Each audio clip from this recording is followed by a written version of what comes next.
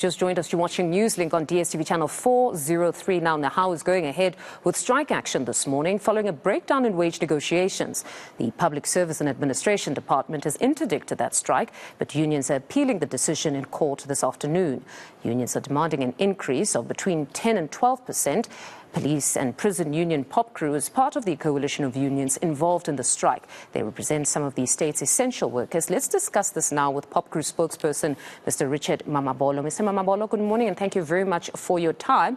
So you've decided, even though you represent essential workers, to go ahead and be part of that strike. Just talk to us about the breakdown in negotiations, where you stood, what was the final offer that took you to the streets that you couldn't agree with? Good morning to you and the viewers. We think that we're quite clear that we do support the action that is taken by Nehawu. And of course, we have been part of the unions that are not satisfied with what government has been doing over the past years. You remember that there was 2022-23 when wage negotiations were in government decided to unilaterally implement a 3% wage hike, which was not in line with the prescripts of the collective bargaining councils. Now, we have obviously noted as well that workers' salaries have been on a decline, and in fact, last year their real value went down by 0.9%. And this also comes after workers have not been receiving their salaries, an increase in their salaries over the past 3 years. So that clearly creates an impression, or rather clarifies that working conditions of workers have been quite harsh, and of course, most of them do not have access to housing, state housing, and of course, we feel that since the non-implementation of the third leg of the Resolution 1 of 2018 was implemented, their buying power has declined. So we are definitely in support of these coming actions, and of course, we are participating. I think one of the things that has been hyped in the media has been the fact that we are essential services. Now, we want to clarify something, that the fact that there should be a minimum service level agreement then means that government should obviously as well consider ensuring that this is implemented within the different departments. You would know, for example, that that agreement is currently within the Safety and Security Sectoral Bargaining Council, wherein the government has not signed it into effect.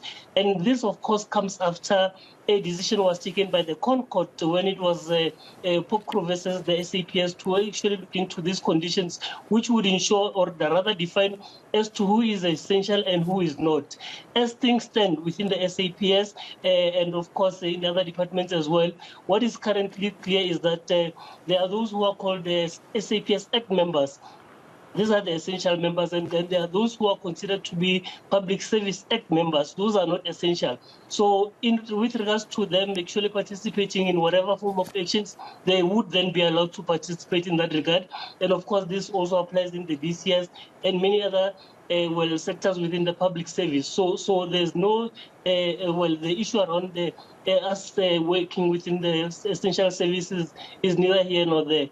We think that instead of government trying to stop these processes of workers' rights, demonstrating their dissatisfactions through interdicts, they should rather come to the table and let us continue to engage on the wage offer that has not been concluded, because we know that 2 weeks ago they called a special council wherein they're trying to discuss the 2023-2024 financial year wage negotiations. We feel that we are not going to form part of that process, and we still resolute on that that we need to deal with the actual 2022-23 financial year challenges, because they took a unilateral decisions. And if we allow that, we leave that dispute to go and continue with the current year negotiations, it would set a wrong precedent wherein government from time to time will take decisions despite the fact that they go outside of the processes that are defined within collective bargaining. Mm-hmm. And then what is the status of that 1,000 gratuity? We understand it was supposed to end in March. Is that still the case? We would not know at this time, because we had indicated even in the past weeks that we are not going to form part of any new set of negotiations which were taking place in the past 2 weeks. So we're not part of that. What our intention is to obviously resolve the 2022-2023 financial year challenge around the wages, because since then there has been a 3% increase. In line with that, it would then have meant that the gratuity would fall away. So we're not we're not currently informed as to what would be happening to it, because we hear that there's current negotiation of around 4.5% wage increase. And then on the court side, DPSA successfully interdicted the march with reasons to be furnished to you, we believe, today by the judge. All that was stated was that they successfully got that interdict, but reasons will be furnished today. Your views on just the court battle, because I know you're appealing. It should be heard later this afternoon. Yes, Nehawu did appeal. They are the ones who issued a strike notice, and of course we do support them. And I think it's best that they are left to discuss, or rather give the details around what their appeal was about and what would likely be the result at the end of the day. But one thing that is quite clear, we think that government has been arrogant in actually going against the very same rights they claim to protect by actually running to the courts whenever there are disputes. Similarly, with the last leg of the triple PSCBC Agreement 1 of 2018, they did not implement the last leg, and instead of resolving this debacle with labor, they decided to run to the court. So this seems like it's going to be a new trend. So even currently, as we are going into, we'll be knowing about the reshuffling that will be happening later this evening. We think that it would be insignificant if we just change the leadership within these departments, as opposed to changing the attitude. So attitudes are quite important, in that we then find a common place where in labor and the employer can actually work towards ensuring that there's labor peace.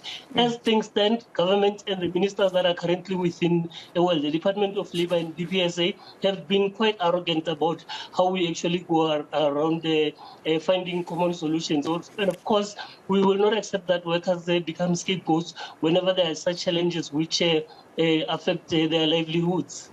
What of those, Mr. Mamabolo, who are not sympathetic to your cause and say that public servants have been getting an above-inflation increase for many years now? At this point, if the fiscus cannot handle it, they need to accept what is offered. What would you say to those? That is not the case. Public servants have not been getting any increase above the inflation rate, and in fact, it was even demonstrated in the past year through the 3%, the unilateral 3% wage increment. And of course, like I had indicated, that for the past 3 years, there were wage freezes. Public servants did not receive any form of increased salaries. So their value and their buying power has been on a decline. And of course, I think one of the things, like when you look at some of the latest example would be around South Africa being grey listed. And of course, this is as a consequence of not having strong measures to ensure that we deal with money laundering and the illicit financial outflows. I mean, since the release of the Zondo Commission outcomes, we have not really seen any action being taken. And of course, some of the monies that had been stolen from our country, which amounts to trillions of rands, has not been recovered. So workers cannot take the fall for inconsistencies that are created by certain people within government. All right. Mr. Mamabolo, thank you very much for your time. That was Popcru spokesperson Richard Mamabolo. More news on the other side of this break. Do stay with us.